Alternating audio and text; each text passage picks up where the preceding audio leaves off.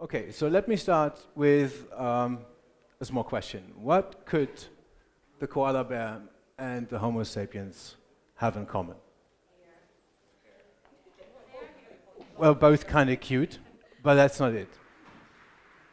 We're both kind of very much alone on this planet. So there are many species on this planet. Some of them come, I think the butterfly comes with up to 160,000 variations. The koala bear and human beings are alone. We don't have any variations of our species on this planet. So I don't know about the koala bear, but when it comes to the human, that wasn't always the case. So 30,000 years ago, we walked among the earth, or on top of the earth, with actually three other Homo variations. And down here you see the Neanderthal, which you kind of know. But this changed radically 50,000 years later, when all others, damn it, vanished, and only we prevailed. So science doesn't know why that happens, but most of them suggest that it's because we just killed them, actively or passively. But science also suggests that in 2080, 2090, somewhere in the future, artificial intelligence is going to exceed human intelligence by far, becoming what they call super intelligent or superhuman intelligent. Which kind of means that at some point in time in the future, we might not be totally alone anymore. So it might be possible that there's another brother of ours, a technological brother, let's call him Homo technicus, walking among the earth with us. The only question is, what does that mean for us? Right? What's the role of human being in the future? But no worries, this talks about the future, it talks about the present. So what's going on right now? What's going to happen in the next 1 or 2 years? So for me personally, when it comes to artificial intelligence, actually it was kind of always like science fiction. There is something like this, well, yeah, I don't know. So this very much changed for me personally in 1997 when Deep Blue beat Kasparov in chess. The first time where I, for myself, realized that the machine can do something which I consider to be something strictly for human, right? Winning in chess. But if you look at it, basically what happened is that someone programmed Deep Blue, giving it an algorithm which allowed Deep Blue to, by running through data, analyzing stuff, I think he was able to come up with up to 2 million variations which with every step in the game. So it's kind of not really surprising that a machine can process so much data and beat a human being. It's not really creative. So when it comes to machines, I'd say, yeah, they're kind of useful, so they can do things, and they're just smart enough not to bash into the walls all the time, but that's kind of it. They're not really creative, are they? Well, that changed in 2015, when AlphaGo beat a grandmaster in the Chinese, or in the ancient Chinese game of Go. So Go is a totally different kind of beast than chess. You can win chess with algorithms, but Go is so complex that you can only win Go if you're really creative. And professionals who watch this game actually considered many of the moves of AlphaGo to be elegant and really creative. So what does that mean for us as human beings? Oh, by the way, the reason why AlphaGo beat the Go player was not because he was programmed to do so on an algorithm basis, but because AlphaGo was programmed in order to learn with machine learning and deep learning. So actually doing what we do as humans. So the question is, what does it mean for us? Is it time for panic? Kind of, a little bit. Machines getting creative. So when I started to look at this topic, I was looking at where do we find artificial intelligence, and the one area which is of most importance for me, of course, is design. First of all, because it's sort of the profession I work in. Second, because I would consider it one of the professions that is sort of on the pinnacle of creativity, right? Designers are creative people. So what can a machine do when it comes to design? There is this thing called generative design, which is actually going on for several years now in product design. So what we have here is a machine that is fed with parameters, data, all kinds of stuff, then learns, and all this learning starts to produce products, like this chair of furniture.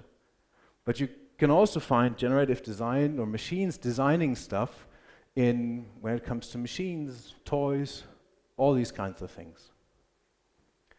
So we wondered, I mean, we do have parameters and data and all kinds of things that we have up front when we do our design stuff, right? What would happen if we use it for the same approach? If we take all this, what we have here, I mean, you see media queries, you see font types, you see ratios, image sizes, all these kinds of things, and we pass it over to a machine and let it design something. And actually we did. So in November, we did a small little weekend POC. We didn't invest much time. It was several weekends, mostly Michaela chatting with Ping, who's sadly not longer at Netcentric. And we developed this little POC. And what you can see here is a design that a machine rendered after we gave it some parameters. We said, okay, there's going to be an image, there's going to be a headline, there's going to be a subline, there's going to be a CTA. And it came up with different variations. We taught it to do different variations and said, this is good, that is good, come up with new stuff. It's pretty ugly because we didn't give it any actual images and assets. But still, if you look at the actual design that we designed for Daimler, you see similarities. We have a big picture, you see the alignment of the headline. So imagine this, not on a weekend for a few hours with Python and TensorFlow, but actually with something where we invest money into. And you'll see that this is actually really creative as we would consider it to be creative. So when I look at what we do on a daily basis when it comes to UX design in the company, there's tons of stuff like creating wireframes, creating some layouts, layout adoptions, variations, testing, all these kinds of things. Now, I have to be honest, I didn't find any of these that could not be done faster and in the same quality from a machine. So now, the question is, yeah, it's actually time for panic, right? So the machine is creative, and the machine can do what we do. Now, if you're kind of stuck, and you try to figure out what is it basically now that we as human beings can do, why are we here? What's the difference between the machine and us? There's got to be something. One trick is to boil it down to something super simple. So just imagine, we would take this question, what's the difference between a man and the machine, and ask it to kids, and wait for their answer. And it's going to be simple, and we can build upon that. And these are actually my kids. So imagine we would go to my son and ask him, what's the difference between a man and a machine? Well, let's not ask my son. Let's ask my daughter. Right? And she might respond, oh, yes, well, humans have bodies and machines don't, right? Yeah, so it's still time for panic. But it's not that stupid, actually. Because when we think about it, what does it mean, by the way, that we have a body? Well, it means that we can feel joy and we can feel pain. The machine might be able to, to recognize it, or maybe understand the core concept, but it cannot feel it. That means we can feel empathy. So empathy it is, right? That's a bit thin. I say we need something else. It's not enough. We're not off the hook as humans. But let's do another experiment.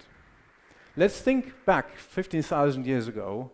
We sort of prevailed against the Neanderthal. So what did we do? I mean, the Neanderthal was pretty strong. He was faster than we were. He was super resilient. And he wasn't as dumb as we think. Actually, he was way smarter than any monkey jumping in the trees right now. So what was it that was unique human? And basically there are two things. First, the human is the only being on the planet that is able to come up with something, to think of something that does not exist. Like a state, like laws, like religion, like some stories. The human is also the only being on the planet that chats gossip. I mean, communicating is one thing, passing over information, but telling stories, chatting with each other, that's only humans. So, let's sum this up. What does it mean? So we have 3 pillars here that define creativity for humans. It's empathy, feeling what others feel. It's imagination, coming up with something that does not exist now. And it's storytelling that helps guiding people. Now think of an example. Empathy. There might be people that feel empathy for their clients. Now, they think of something new that does not exist, say a company which they name Netcentric. And now they tell a great, compelling story that makes 500 people work for this company. That is human creativity. That cannot be done by a machine. So I think when it comes to machines, yeah, we're still in business. So what does it mean for the things we do? What does it mean for how we define success and how we look into the future or what we foster in people? At the moment, and me basically, I was always thinking about knowledge, experience, and performance. But I think that's no longer valid.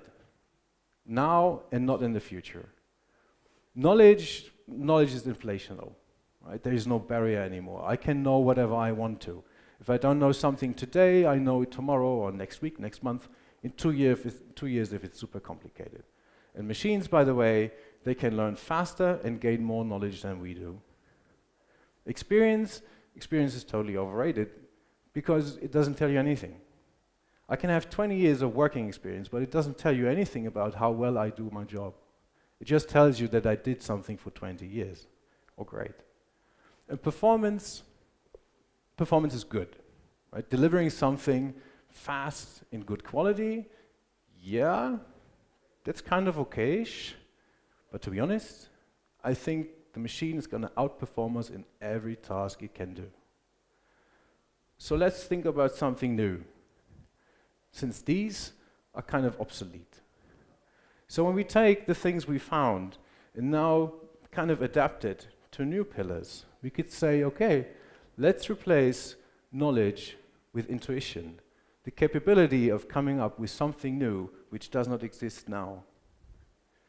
Replace experience with mastery, becoming better at something, working towards being a master in what you do.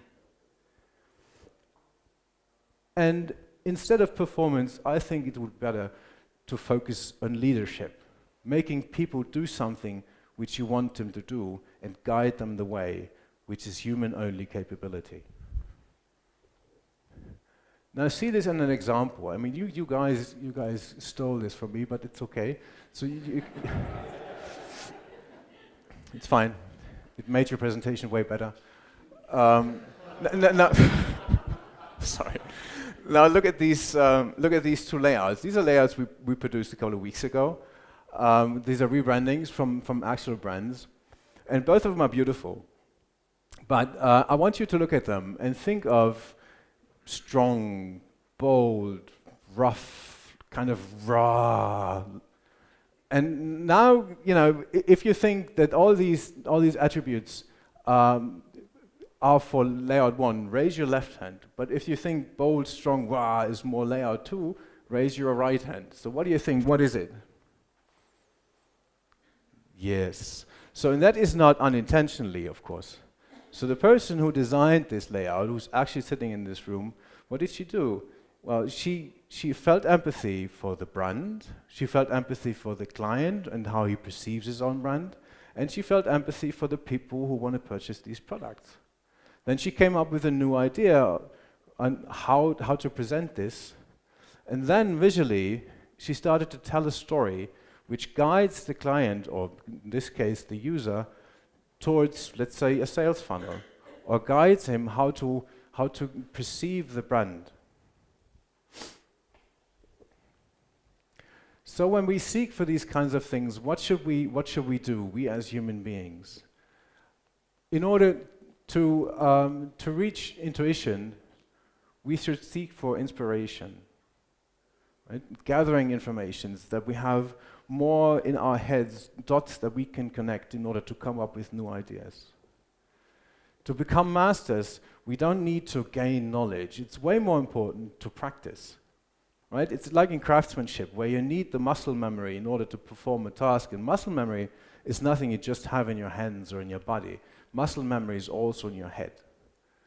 And for leadership, to guide people, we have to emphasize social connections and social interactions.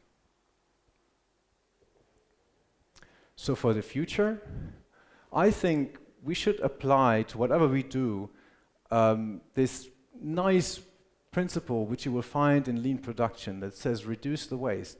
Get rid of everything that does not pay into what you want to do, which just is waste.